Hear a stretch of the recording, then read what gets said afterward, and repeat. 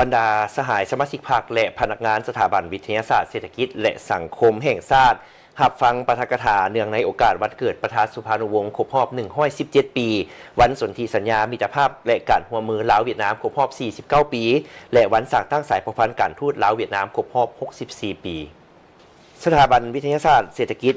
สังคมแห่งชาติได้ปาฐกถาวันสำคัญของพรรคของชาติโดยการเข้าร่วมของทานลีเบอร์ลีบัวเปาประธานสถาบันวิทยาศาสตร์เศรษฐกิจและสังคมแห่งชาติมีคณะพรรคเลขาห้องเลขาหน่วยพรรคห้องการกรมสถาบันค้นคว้าและศูนย์สมาชิกพรรคพนักงานเข้าร่วมทานลีเบอร์ลีบัวเปาได้ยกให้เห็นความหมายความสำคัญของการจัดตั้งปาฐกถาวันสำคัญทางประวัติศาสตร์ของพรรคของชาติซึ่งเป็นการปลุกระดมจิตใจรักชาติและเสริมขยายมูลเชื่อความดีงามของการนำหุ้นก่อตั้งและนำพาของพรรคประชาชนปฏิวัติลาวดำเนินภารกิจปลดปล่อยชาติปกปักรักษาและสร้างสรรค์พัฒนาประเทศชาติทั้งเพิ่มทวีสายพัวพันร่วมมือกับบรรดาประเทศเพื่อนมิตรในภาคพื้นและสากลให้แน่นแฟ้นเพื่อเป้าหมายแห่งการพัฒนาเศรษฐกิจสังคมในระยะใหม่และเพื่อแสดงถึงความกตัญญูรู้บุญคุณต่อผู้นำพรรครัฐบาลหุ้นก่อตั้งทำเฮียนเอาคุณสมบัติศีลธรรมปฏิบัติอันสูงส่งโดยเฉพาะแม่นจิตใจรักชาติอันสูงส่งยอมเสียสละทุกสิ่งทุกอย่างเพื่อประเทศชาติและประชาชนของประธานสุภานุวงศ์และเพื่อเป็นการเสริมขยายสายพัวพันธุ์พิเศษและการร่วมมือรอบด้านลาวเวียดนามให้นับมือเข้าสู่ล่วงเลิก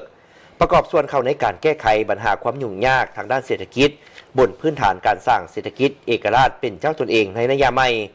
ในระยะผ่านมาสถาบันวิทยาศาสตร์เศรษฐกิจสังคมแห่งชาติได้มีการพัวพันร่วมมือกับสาธารณรัฐสังคมนิยมเวียดนามในหลายด้านเป็นต้นแมนพัวพันร่วมมือทางด้านการค้นคว้าวิทยาศาสตร์เศรษฐกิจสังคม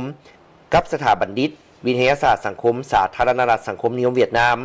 มีการแลกเปลี่ยนบทเรียนด้านวิชาการการค้นคว้าและการก่อสร้างพลังงานซึ่งได้มีการลงนามเซ็นสัญญาร่วมมือกันทั้งสองฝ่ายพร้อมนั้นได้หวนคืนมูลเชื่อและผลงานก็คือคุณงามความดีของประธานสุภานุวงศ์ผู้นำที่แสนเคารพรักของชาติลาวในภารกิจต่อสู่ปลดปล่อยชาติก็คือการปฏิบัติ2หน้าที่ยุทธศาสตร์การปกปักรักษาและสร้างสรรค์พัฒนาประเทศชาติแต่นอกจากนี้พวกเขายังจะได้เรียนรู้และร่วมกันเป็นเจ้าการเสริมขยายมูลเชื่อความสามัคคีระหว่างลาวเวียดนามเพื่อเป็นการพันขยายวันเซ็นสนธิสัญญามิตรภาพการร่วมมือลาวเวียดนามครบรอบ49 ปีและการสร้างตั้งสายพัวพันธ์การทูตลาวเวียดนามครบรอบ64 ปีให้นับมือเลิกซึ่งยิ่งขึ้น